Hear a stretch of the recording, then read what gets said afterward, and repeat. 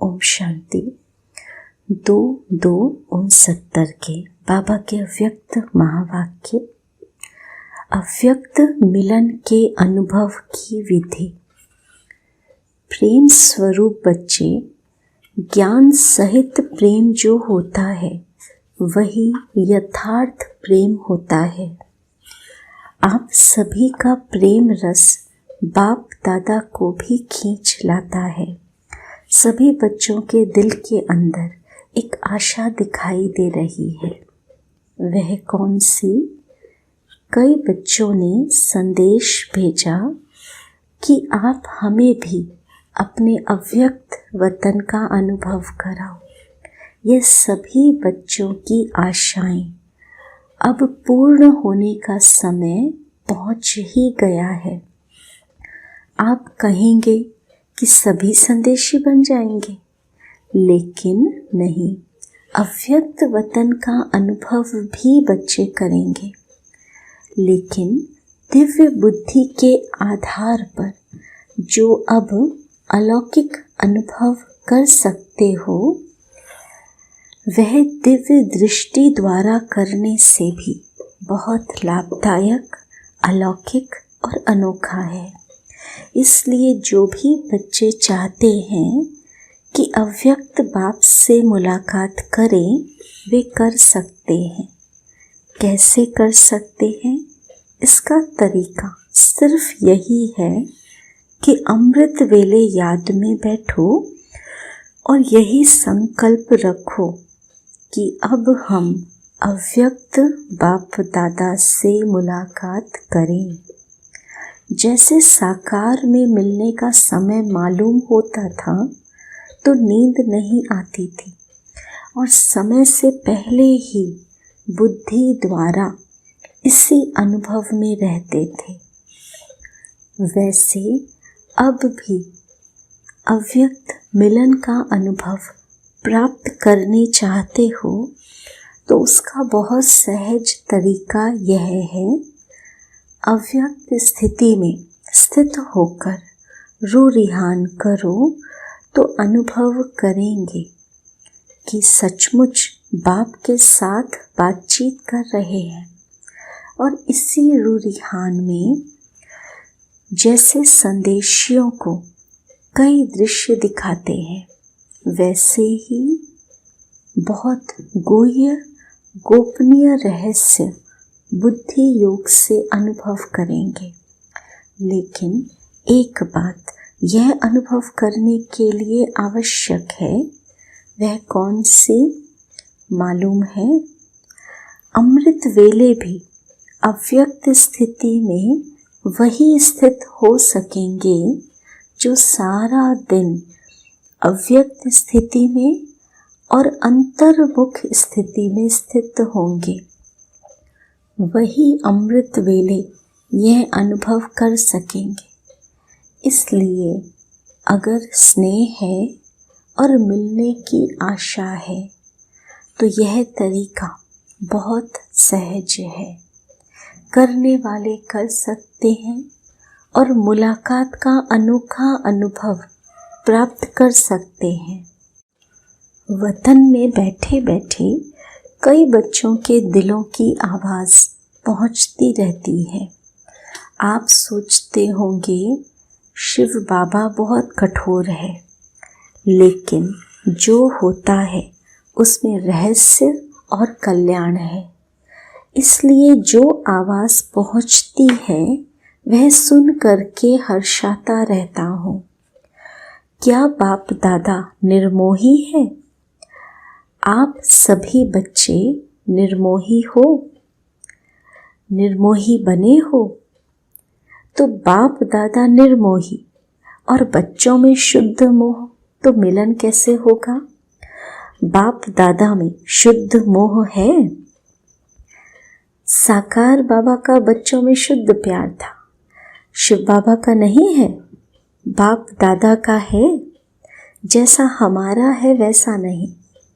शुद्ध मोह बच्चों से भी जास्ती है, लेकिन बाप दादा और बच्चों में एक अंतर है। वह शुद्ध मोह में आते हुए भी निर्मोही हैं और बच्चे शुद्ध मोह में आते हैं तो कुछ स्वरूप बन जाते हैं, या तो प्यारे बनते या तो न्यारे बनते। लेकिन बाप दादा न्यारे और प्यारे साथ साथ बनते हैं। यह अंतर जो रहा हुआ है, इसको जब मिटाएंगे तो क्या बनेंगे? अंतर्मुख, अव्यक्त, अलौकिक।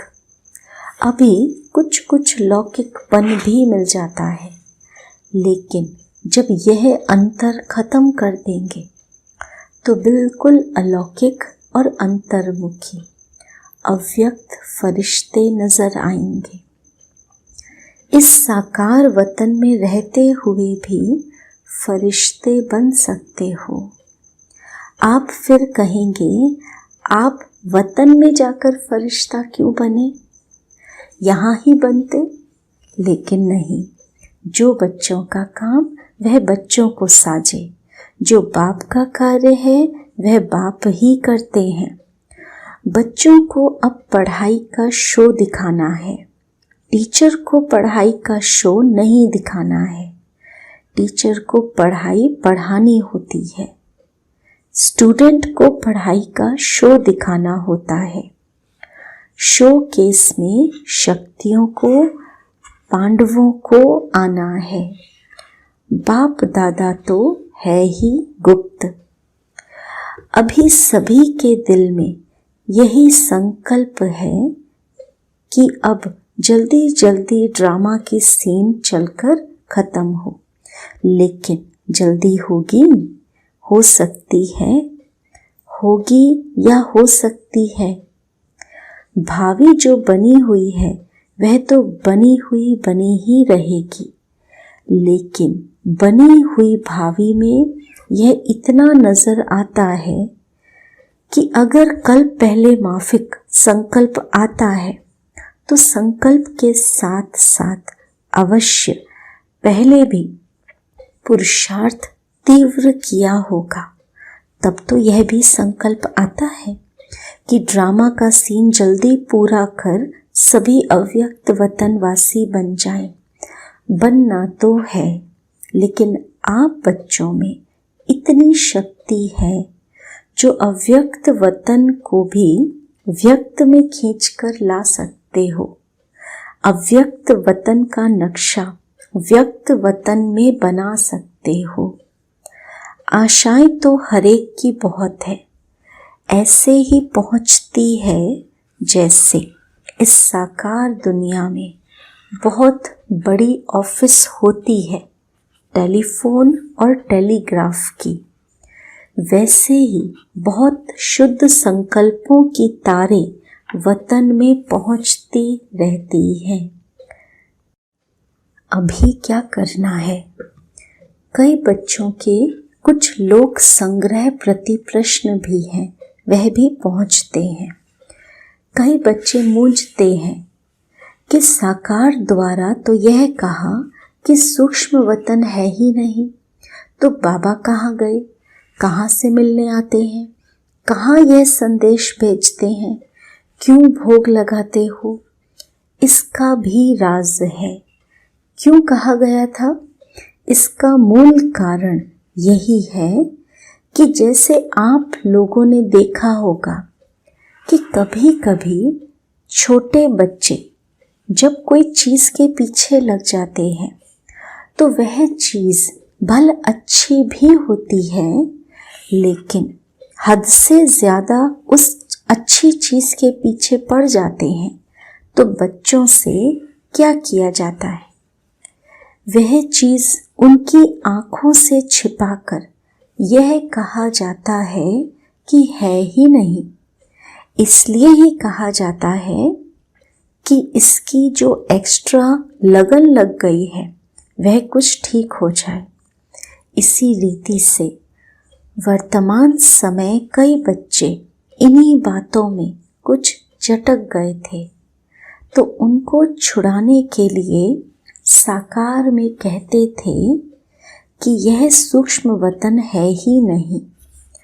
तो यह भी बच्चों की इस बात से बुद्धि हटाने के लिए कहा गया था। लेकिन इसका भाव यह नहीं है कि अगर बच्चों से चीज़ छिपाई जाती है तो वह चीज़ खत्म हो जाती है। नहीं, यह एक युक्ति है चटकी हुई चीज़ से छुड़ाने की। तो यह भी युक्ति थी। अगर सूक्ष्म वतन नहीं तो भोग कहाँ लगाते हो? इस रस्म रिवाज को कायम क्यों रखा? कोई भी ऐसा कार्य होता है तो खुद भी संदेश क्यों पूछवाते थे? तो ऐसे नहीं कि सूक्ष्म वतन नहीं है, सूक्ष्म वतन है, लेकिन अब सूक्ष्म वतन में आने जाने के बजाय स्वयं ही सूक्ष्म वतनवासी बनना है। यही बाप दादा की बच्चों में आशा है। आना जाना ज्यादा नहीं होना चाहिए, यह यथार्थ है। कमाई किसमें है? तो बाप बच्चों की कमाई को देखते हैं और कमाई के लायक बनाते हैं। तो बाप बच्चों की कमाई को देखते हैं और कमाई के लायक बनाते हैं।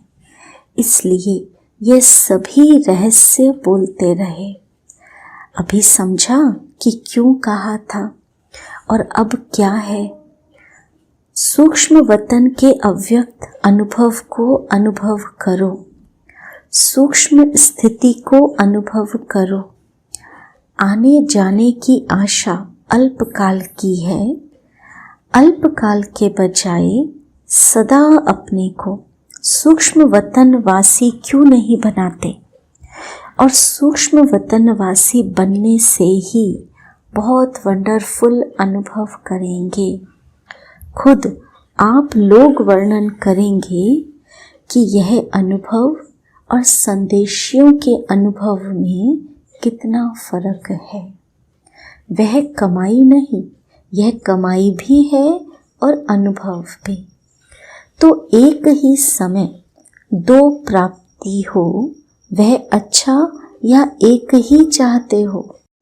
कई बच्चों के मन में यह भी प्रश्न है कि ना मालूम जो बाप दादा कहते थे कि सभी को साथ में ले जाएंगे, अब वह तो चले गए। लेकिन वह चले गए हैं, मुक्ति धाम में जा नहीं सकते सिवाय बारात व बच्चों के। बारात के बिगर अकेले जा सकते हैं? बारात तैयार है। यही सुना है कि अब तक की बारात के साथ ही जाएंगे। जब बारात ही सज रही है तो अकेले कैसे जाएंगे? अभी तो सूक्ष्म वतन में ही अव्यक्त रूप से स्थापना का कार्य चलता रहेगा। जब तक स्थापना का कार्य समाप्त नहीं हुआ है तब तक बिना कार्य सफल किए हुए घर नहीं लौटेंगे। साथ ही चलेंगे और फिर चलने के बाद क्या करेंगे? मालूम है क्या करेंगे? साथ चलेंगे और साथ रहेंगे। फिर साथ साथ ही सृष्टि पर आएंगे। आप बच्चों का जो गीत है, कभी भी हाथ और साथ न छूटे, तो बच्चों का भी वायदा है तो बाप का भी वायदा है। बाप अपने वायदे से बदल नहीं सकते। और भी कोई प्रश्न है? यूं तो समय प्रति समय सब स्पष्ट होता ही जाएगा। कईयों के मन में यह भी है ना कि ना मालूम जन्म होगा व क्या होगा। जन्म होगा जैसे आपकी मम्मा का जन्म हुआ वैसे होगा। आप बच्चों का विवेक क्या कहता है? ड्रामा की भावी को देख सकते हो, थोड़ा थोड़ा देख सकते हो। जब आप लोग सबको कहते हो कि हम त्रिकालदर्शी बाप के बच्चे हैं, तो आने वाले काल को नहीं जानते हो। आपके मन के विवेक अनुसार क्या होना चाहिए। अव्यक्त स्थिति में स्थित होकर हाँ व ना कहो तो जवाब निकल आएगा। इस रीति से बाप दादा ने 2-4 से पूछा।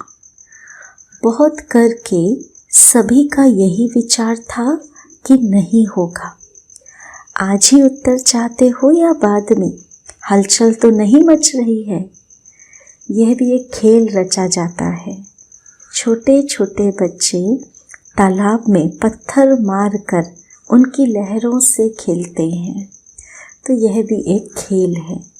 बाप तुम सभी के विचार सागर में प्रश्नों के पत्थर फेंककर तुम्हारे बुद्धि रूपी सागर में लहर उत्पन्न कर रहे हैं।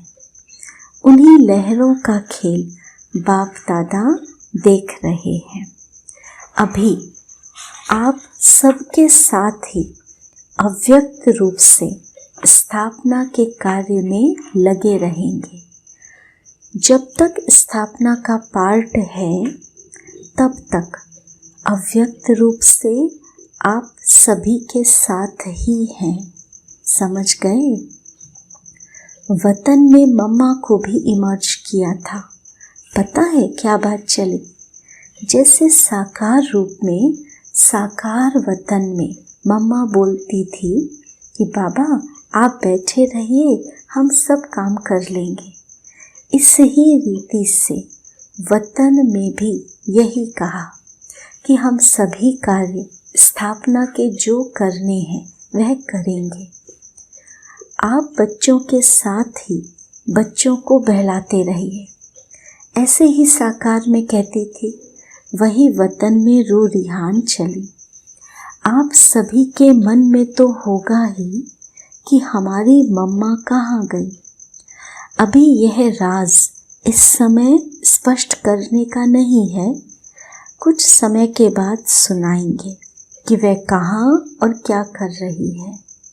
स्थापना के कार्य में भी मददगार है, लेकिन भिन्न नाम रूप से। अच्छा, अब तो टाइम हो गया है। आज वतन में दूर से ही सवेरे से खुशबू आ रही थी। देख रहे थे कैसे स्नेह से चीज़ें बना रहे हैं।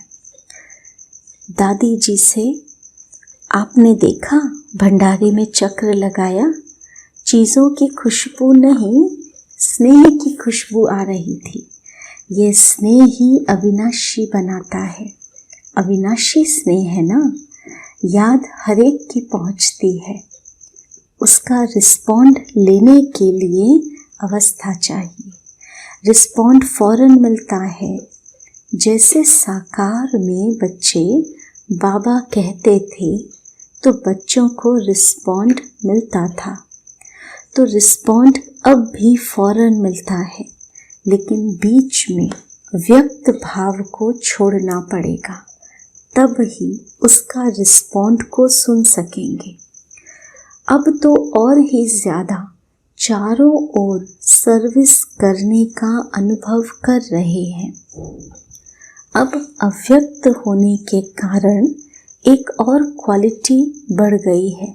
कौन सी मालूम है?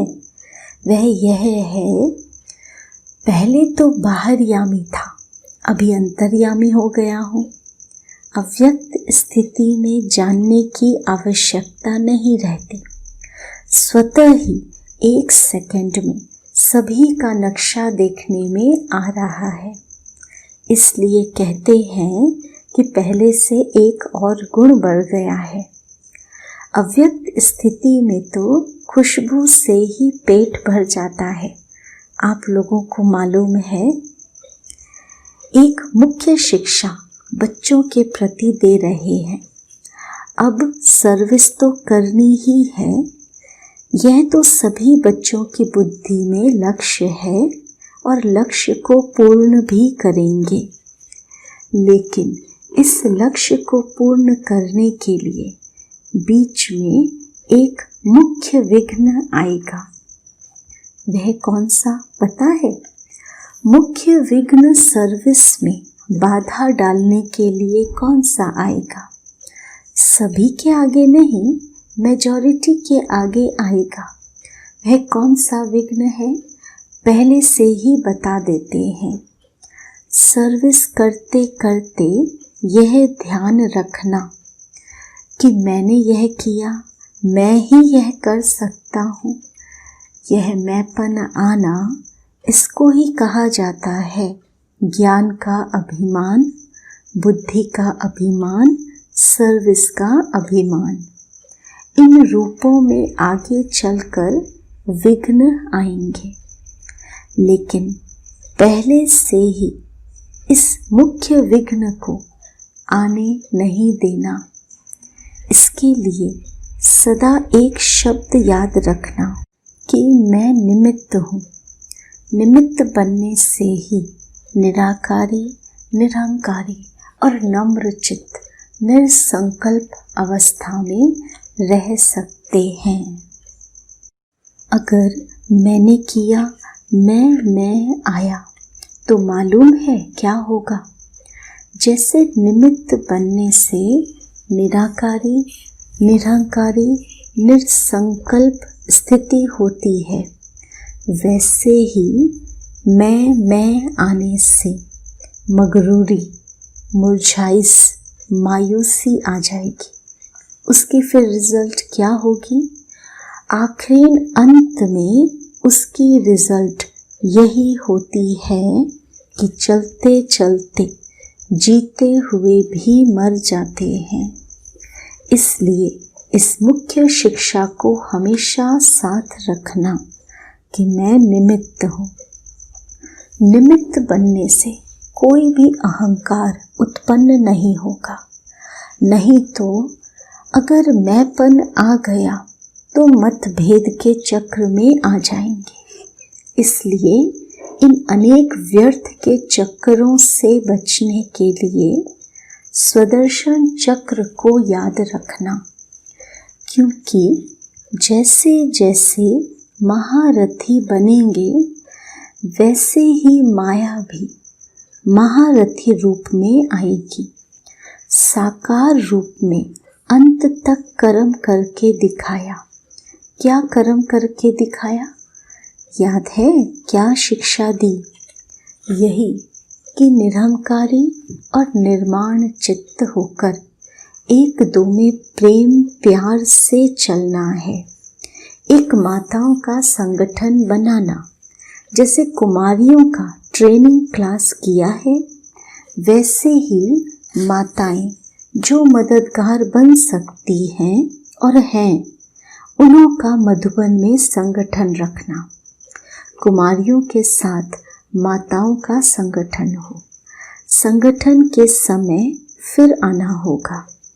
स्नेह को देखते हैं तो ड्रामा याद आ जाता है।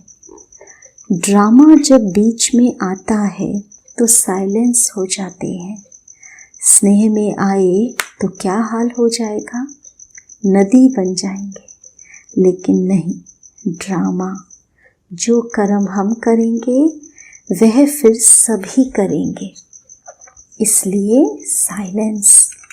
अगर सभी साथ होते तो जो अंतिम कर्मातीत अवस्था का अनुभव था वह ड्रामा प्रमाण और होता, लेकिन था ही ऐसे, इसलिए थोड़े ही सामने थे। सामने होते भी जैसे सामने नहीं थे। स्नेह तो वतन में भी है और रहेगा, अविनाशी है ना। लेकिन जो सुनाया कि स्नेह को ड्रामा साइलेंस में ले आता है और यही साइलेंस शक्ति को लाएगी, फिर वहाँ साकार में मिलन होगा। अभी अव्यक्त रूप में मिलते हैं, फिर साकार रूप में सतयुग में मिलेंगे। वह सीन तो याद आती है ना, खेलेंगे, पाठशाला में आएंगे, मिलेंगे। आप नूरे रतन सतयुग की सीनरी वतन में देखते रहते हो। जो बाप देखते हैं वह बच्चे भी देखते रहते हैं और देखते जाएंगे। अब तो ज्वाला रूप होना है। आपका ही ज्वाला रूप का यादगार है। पता है ज्वाला देवी भी है। वह कौन है? ये सभी शक्तियों को ज्वाला रूप देवी बनना है। ऐसी ज्वाला प्रज्वलित करनी है जिस ज्वाला में यह कलयुगी संसार जलकर भस्म हो जाएगा। अच्छा, विदाई के समय बाप दादा बोले, सभी सेंटर्स के अव्यक्त स्थिति में स्थित हुए नूरे रत्नों को बाप व दादा का अव्यक्त याद प्यार स्वीकार हो। साथ साथ जो इशारा दिया है उसको जल्दी से जल्दी जीवन में लाने का तीव्र पुरुषार्थ करना है। अच्छा, गुड नाइट। सभी शिव शक्तियों और पांडवों प्रति बाप की नमस्ते। अच्छा, ओम शांति।